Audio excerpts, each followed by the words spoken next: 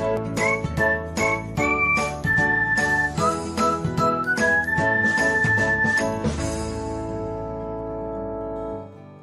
everyone, welcome back to another episode of Technologyglance.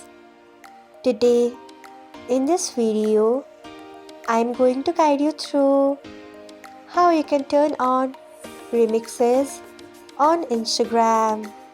So, let's get started. Firstly, open Instagram app in your device.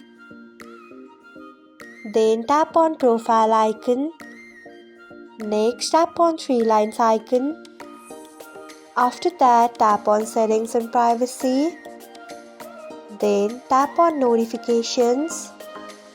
Next, tap on live and reels.